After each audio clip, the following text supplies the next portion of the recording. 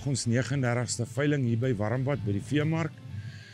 En ons is baie opgewonde. Dit lyk daarom sover, hier's mense wat, al die paar mense wat hier is, en ons het nou lekker bytjie reën vanmôre gehad.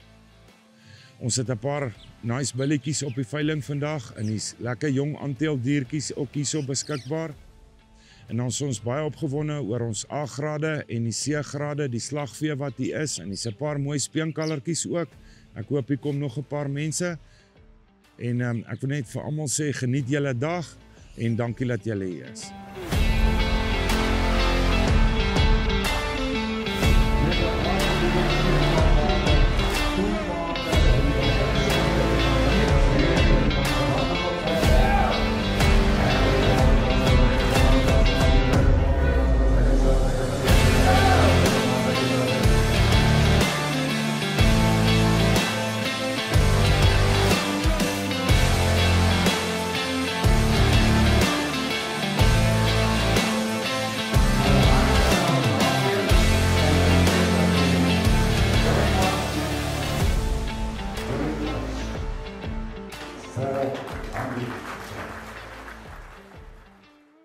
Goeiemôre en baie dankie vir die geleentheid om gou 'n bietjie namens New Elkite Bulteelers vanoggend met julle 'n woordjie te kan wissel oor spesifieke teelwaarde eienskappe wat in ons katalogus voorkom.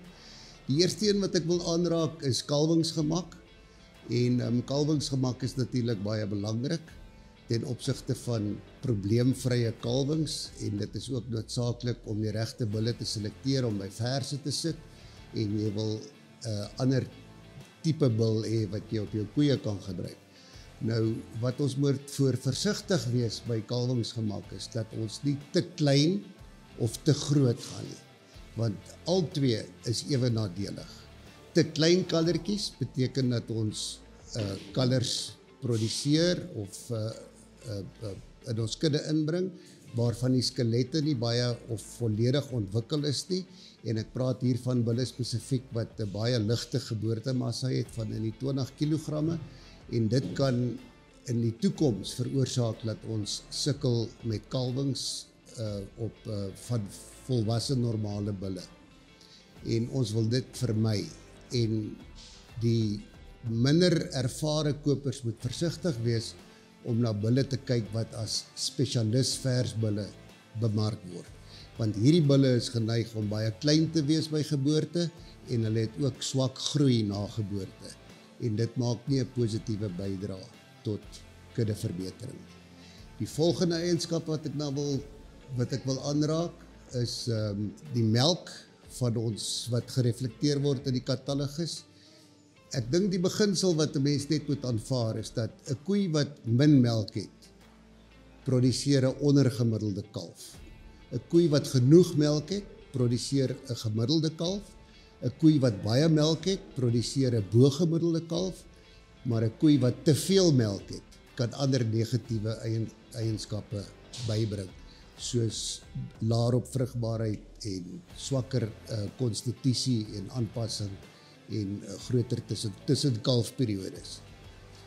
Die derde eienskap waarna ek wil kyk is onderhoudswaarde, en op die katalogus word dit eintlik baie goed weerspieël, en mense moet nie by bulle wat goeie groei en goeie volwasse gewig het negatief kyk na onderhoudswaarde wat onder 'n indeks van 100 is nie. Dit is baie algemeen dat 'n bul met sterk groeisyfers en groeiwaardes onderhoudswaarde sal hê wat onder 100 is, omdat dit is eintlik 'n aanduiding van die koste om daai dier te onderhou. En jy kan nie verwag dat 'n dier met goeie groei nie ook 'n insetkoste gaan hê nie. So kyk na die eienskappe in verhouding met mekaar en weeg hulle op teen mekaar. So ek wil dit net beklemtoon dat 'n hoër onderhoudswaarde wat 'n indeks onder 100 sal wees, is baie aanvaarbaar by 'n bul wat bo-gemiddeld groei. En dan die vierde eienskap wat ek net wil aanraak, is die een van karkaswaarde. Ons sien baie maal dat 'n bul se samengestelde waarde vir die karkas is baie hoog, maar die karkaswaarde op die katalogus word daar 3 eienskappe weerspieël wat 'n bydrae maak tot karkaswaarde. Die eerste ene is die oogspierarea, dit is 'n aanduiding van die vleisopbrengs op die dier. Die tweede ene wat daar verskyn is die onrydse vet, dit is baie belangrik vir reproduksie en ook vir gradering van 'n karkas. Die derde een wat op die katalogus voorkom is die binnespierse vet en dit is 'n aanduiding van vleiskwaliteit. So, wanneer ons na die saamgestelde waarde vir die karkas kyk, moet ons seker maak dat al die eienskappe in 'n goeie verhouding bydra tot die saamgestelde karkaswaarde. En ek dink dit is belangrik vir die verskillende produksiestadiums, wat 'n speenkalfprodusent byvoorbeeld sal baat vind by 'n groter oogspierarea en nie noodwendig die vetkwaliteite nie, maar 'n boer of 'n teeler wat selekteer vir vervangingsdiere, is dit baie belangrik dat die onrydse vet ook in 'n goeie mate of in 'n goeie persentasie bydra tot die saamgestelde karkaswaarde. Vir Vleissentraal as ook vir New-Alkite is biosekuriteit van kardinale belang. Ons maak seker daarvan dat alle diere wat inkom met back and close sertifikate inkom.